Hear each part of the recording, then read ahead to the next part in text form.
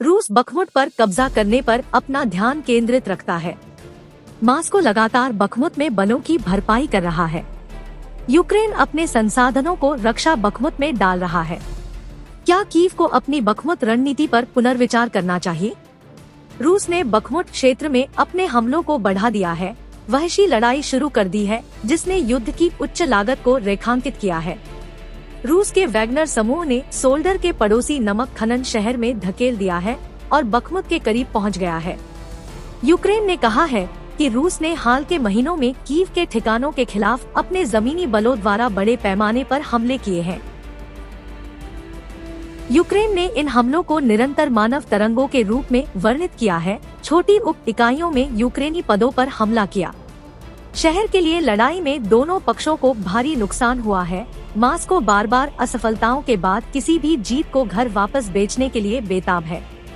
करीब 15 किलोमीटर दूर एक शहर सोलेदार पर कब्जा करने से मॉस्को को बखमुत को घेरने और उत्तर में नई दिशा पर हमला करने में मदद मिलेगी।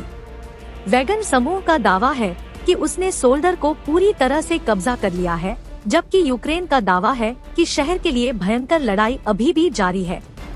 युद्ध के सबसे रक्तरंजित अभियानों में से एक के रूप में वर्णित मॉस्को की सोल्डार पर कब्जा एक महत्वपूर्ण जीत होगी।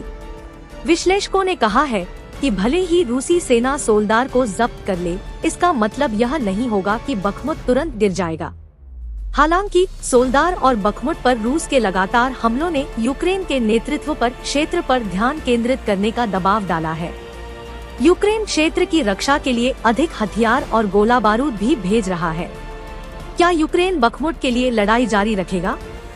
यूक्रेन के कमांडर एंड्री क्रिश्चेंको का दावा है कि रूस अपनी सेना में कुछ ही घंटों में नए सैनिकों की भरमार कर रहा है। विशेषज्ञ अब सवाल कर रहे हैं कि क्या यूक्रेन की सेना को केवल बखमुत की रक्षा पर ध्यान केंद्रित करना चाहिए। विश्लेषकों का कहना है कि कीव को यह तय करना होगा कि बखमुत की रक्षा जारी रखने के लिए वह कितनी और ताकतें और कितने हथियार खर्च कर सकता है। यह निर्णय ऐसे समय में आया है जब यूक्रेनी अधिकारियों का कहना है कि वे आने वाले महीनों में एक नया जवाबी हमला शुरू करने की तैयारी कर रहे हैं। एक अमेरिकी अधिकारी के अनुसार रूस ने बखमुत की लड़ाई में दसियों हजार लोगों को फेंक दिया और उनमें से हजारों को खो दिया। क्या यूक्रेन को अपनी बखमुत रणनीति पर पुनर्विचार करना चाहिए? सैन्य विशेषज्ञ बखमुत को व्यापक युद्ध क्षेत्र के लिए अपेक्षाकृत कम सामरिक महत्व के रूप में देखते हैं। पश्चिमी अधिकारियों और विश्लेषकों ने तर्क दिया है कि दो शहरों का महत्व रणनीतिक से अधिक प्रतीकात्मक है। रूसियों के लिए इसके कब्जे से मॉस्को को एक बहुत ही आवश्यक जीत और गति का दावा करने की अनुमति मिल जाएगी।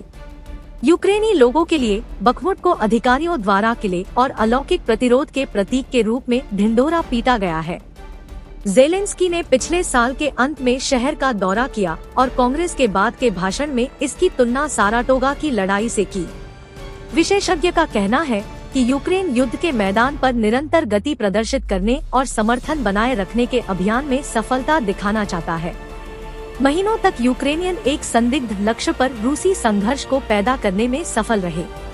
हालांकि यूक्रेनी अधिकारियों ने इस बात पर भी प्रकाश डाला है कि मानव जीवन उनके लिए सर्वोच्च मूल्य है। एक वरिष्ठ अमेरिकी अधिकारी ने कहा है कि यूक्रेन की सेना आने वाली जवाबी कार्रवाई के लिए सेना को संरक्षित करने की आवश्यकता से अवगत है।